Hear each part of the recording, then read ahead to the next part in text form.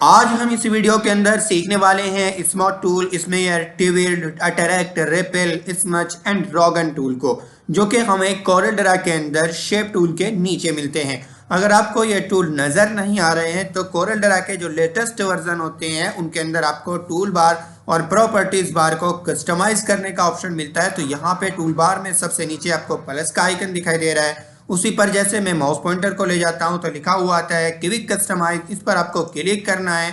मैं यहाँ पे क्लिक करता हूं एंड इसके बाद देखिएगा यहाँ पे ये मेनू बार शो हो गई है एंड यहाँ पे शेप एडिट फिल पर इन सभी ऑप्शन पर मैंने टिक लगाया हुआ है, तो आप भी टिक लगा लीजिएगा। ये सारे टूल्स आपको शेप टूल के नीचे नजर आ जाएंगे टूल बार के अंदर। तो चलिए आज हम इस वीडियो के अंदर इन सभी टूल को कवर करने वाले हैं। मैं हूं मोहम्मद हारून कासमी और आप देख रहे हैं मेरे यूट्यूब चैनल हम्माद कंप्यूटर को। तो चलिए सबक शुरू करते हैं।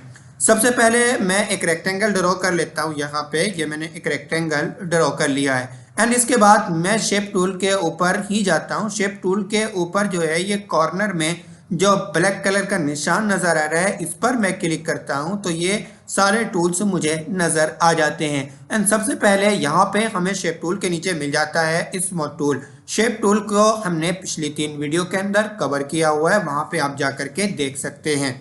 चलिए अब हम स्मूथ टूल को ले लेते हैं। अब स्मूथ क्या करता है? ये स्मूथ करता है हमारे कॉर्नर को, ये कोनों पे काम करता है। जैसे मैं इसको थोड़ा सा सामने कर लेता हूं।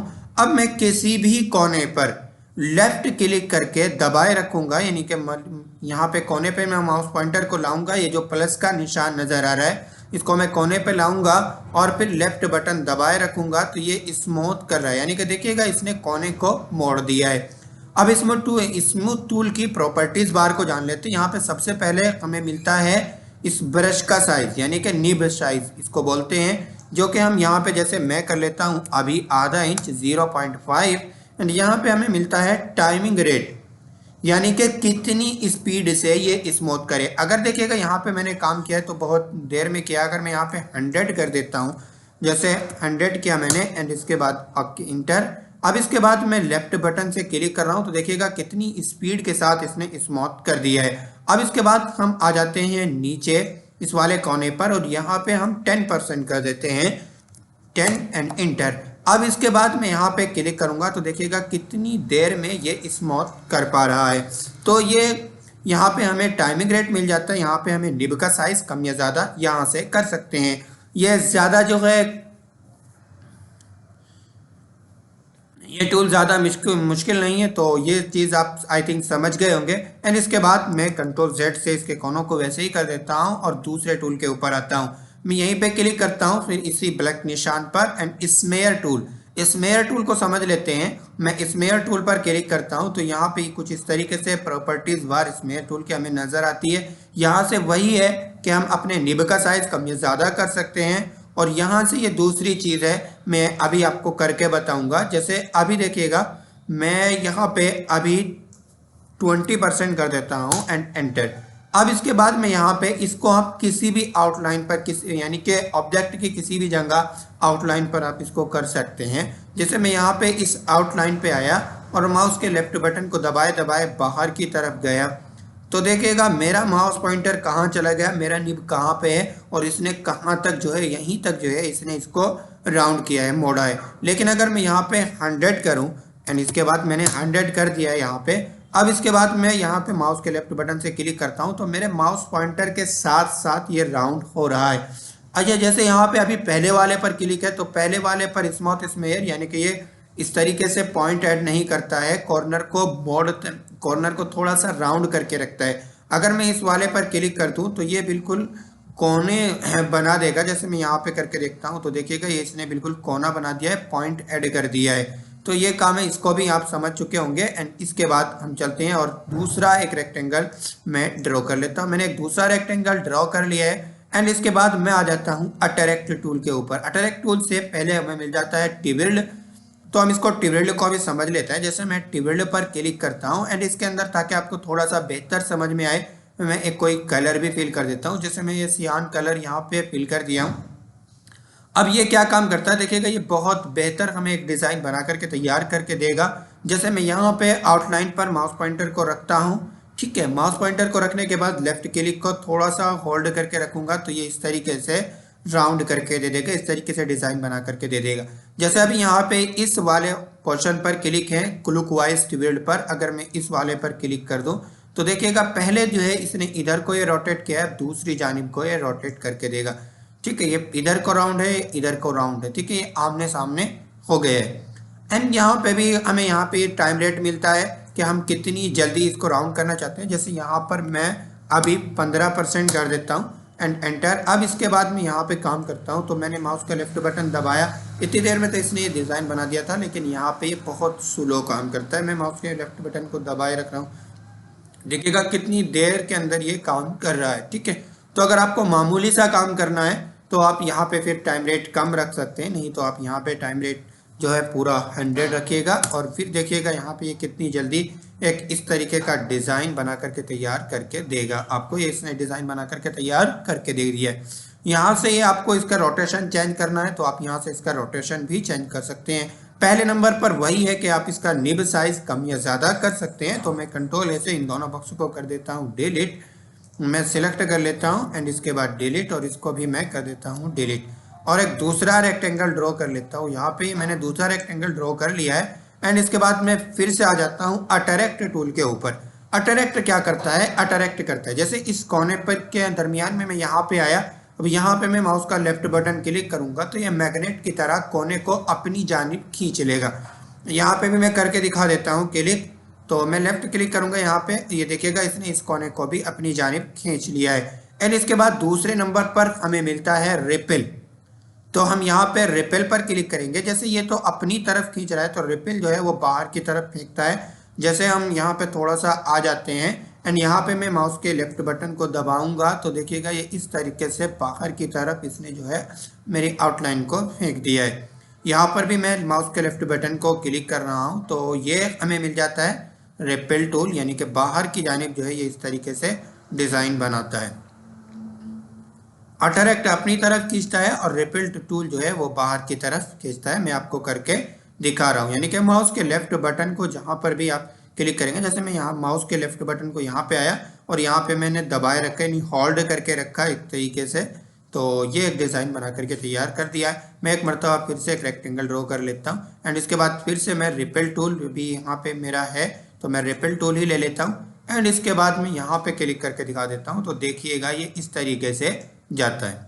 आपको सिंपल है, क्लिक करना है, बहुत ज़्यादा कंफ्यूजन नहीं है। आपने तकरीबन 6 पार्ट देख लिया तो इतने तो स्मार्ट आप बन ही गए होंगे। आई होप ये सारी चीज़ों को यहाँ पे देखिएगा हमें वही है, ब्रश का साइज मिलता है और यहाँ पे हमें वही टाइम रेशो मिलता है, यानी कि टाइम रेट कितनी जल्दी आप काम करवाना चाहते हैं। अगर यहाँ पे भी आप जैसे मैं 50% कर देता हूँ, ठीक है, मैंने यहाँ पे 50% कर दिया एंड इसके बाद मैं यहाँ पे इस कोने पे आया तो देखिएगा इसने कितनी स्पीड के साथ काम कर दिया है। तो अभी हम जो है इन दोनों बॉक्स को भी डिलीट करने वाले हैं और इसके बाद हम समझने वाले हैं इस मर्ज टूल को। उससे पहले मैं यहाँ पे एक रेक्टेंगल ड्रॉ कर लूँगा। ठीक है, मैं रेक्टेंगल ड्रॉ कर लूँ, आप कुछ भी ड्रॉ कर सकते हैं। ठीक है, आप जो है ट्रेगन, ये जैसे यहाँ पे कुछ और टूल, यहाँ पे आप पॉलीगन, स्टार, किसी भी या लाइन भी ड्रॉ करना चाहें तो उस पर भी ये सारी चीज़ें वर्क करेगी। ठीक है, एंड इसके बाद आ जाते हैं हम स्मज टूल के ऊपर आते हैं। स्मज टूल क्या काम करता है, स्मज टूल के अंदर भी सेम प्रॉपर्टीज बार के अंदर सबसे पहले नंबर पर हमें मिल जाता है ब्रश,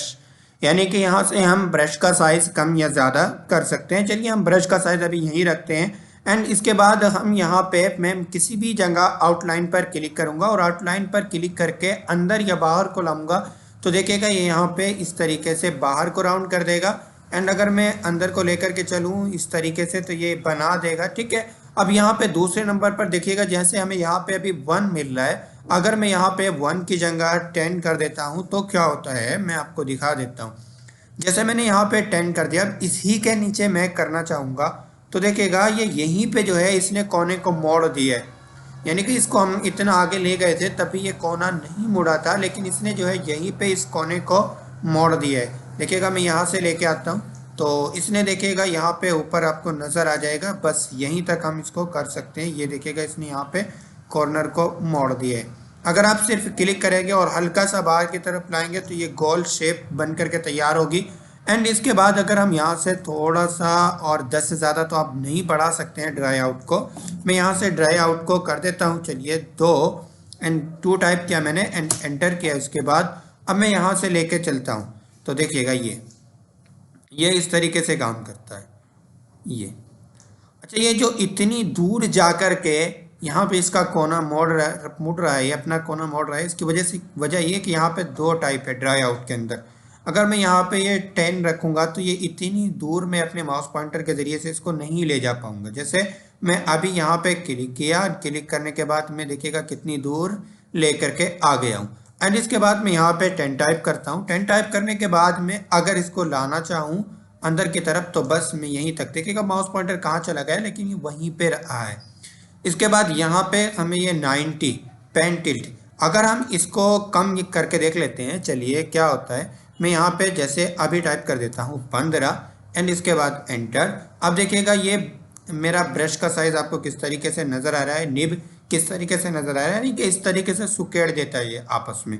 ठीक है, इसके बाद हम यहाँ पे इसको चलिएगा, मैं यहाँ पे इसको कम से कम 45 रखता हूँ।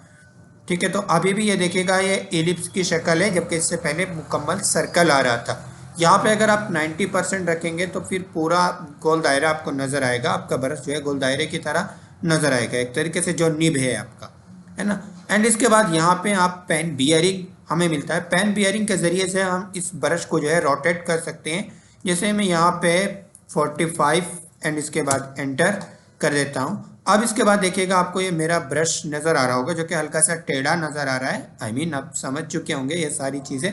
एंड अब इसके बाद हम यहाँ से ड्रॉ करते जाएंगे तो ये देखिएगा यहाँ पे आपको फिर से वही नंबर यहाँ पे आपको कम करना पड़ेगा अगर आपको लंबा खींचना है। जैसे मैंने अभी 0 रखा हुआ है एंड इसके बाद मैं यहाँ पे आता हूँ, यहाँ से पकड़ करके ऐसे ले आता हूँ तो देखिएगा ये मैंने 0 रखा हुआ है तो इसका साइज़ कम ही नहीं हो रहा है, यानी कि कितनी दूर ले जाने के बाद भी इसका साइज़ कम नहीं हुआ है बिल्कुल।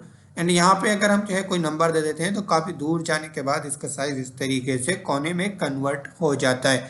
अगर हम यहाँ से 0 कर दें तो फिर से सीधा हो जाएगा, एंटर। एंड यहाँ पे अगर हम पूरा बिल्कुल 90 कर दें, यहाँ पे मैक्सिमम 90 ही होता है इसके अंदर, तो ये देखिएगा पूरा सर्कल बना हुआ नज़र आ रहा है। चलिए अब इसके बाद चलते हैं हम रोगन टूल के ऊपर और उसके लिए भी मैं एक रेक्टेंगल बना लेता हूँ। आप रेक्टेंगल भी बना सकते हैं, एलिप्स भी बना सकते हैं, सारे काम आप किसी भी ऑब्जेक्ट पे कर सकते हैं। मैं सिर्फ आपको रेक्टेंगल बना के दिखा रहा था तो आपको लगा शायद रेक्टेंगल पे ही काम होगा, ऐसा नहीं है। ये हर एक टूल पे आप हर एक ऑब्जेक्ट पे काम कर सकते हैं। अब इसके बाद हम आ जाते हैं यहीं पे टूल बार के अंदर दूसरे नंबर पर इस कोने पे क्लिक करते हैं। कोने पर क्लिक करने के बाद सबसे लास्ट में हमें मिल जाता है रोगन टूल, तो हम रोगन टूल पर क्लिक करते हैं। रोगन टूल क्या काम करता है, जैसे देखिएगा यहाँ पे मैं आउटलाइन पर सिंपल एक क्लिक करूंगा तो ये इस तरीके से सर्कल बना देगा।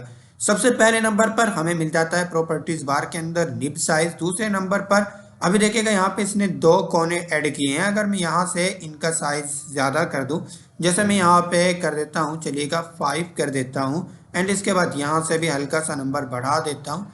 एंड अब मैं यहाँ पे क्लिक करता हूँ तो जैसे यहाँ पे तो इसने 2 ही कॉर्नर ऐड किए हैं, अब मैं यहाँ पे क्लिक करूँगा तो देखिएगा इसने 5 कोने ऐड कर दिए हैं। एंड इसके बाद यहाँ से आप जितना कम नंबर देंगे उतना ही ज़्यादा दूर को ये राउंड करेगा। जैसे मैं जितना ज़्यादा नंबर देंगे उतना कम करेगा।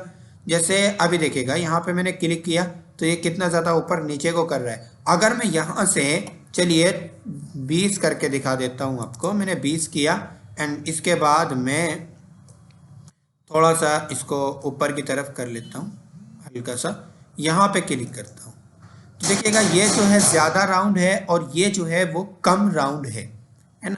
तो ये चीज़ें आप यहाँ पे अगर 90 कर देंगे तो बिल्कुल ये वर्क करेगा हालांकि, लेकिन आपको लगेगा कि शायद इसने वर्क ही नहीं किया क्योंकि ये वहीं का वहीं करेगा काम।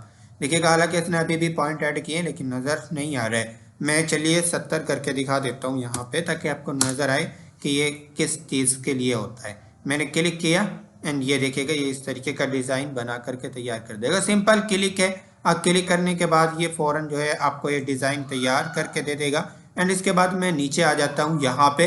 अगर मैं यहाँ से माउस का लेफ्ट बटन दबाए दबाए ऐसे यहाँ पे लाइन पर ड्रॉ करूँ तो भी ये डिज़ाइन बना देगा। देखिएगा इसने लाइन के ऊपर एक डिज़ाइन बना करके दे दिया है।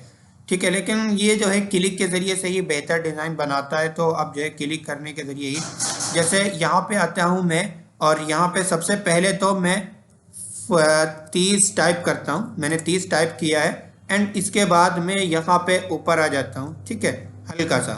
अब मैं माउस के लेफ्ट बटन से क्लिक करता हूँ तो देखिएगा ये डिज़ाइन हो रहा है। यहाँ पे जितना ज़्यादा कम नंबर रखेंगे उतना ही ज़्यादा ऊपर नीचे को ये डिज़ाइन बना करके तैयार करके दे देगा। तो आई होप आप इन सभी टूल को समझ चुके होंगे। तो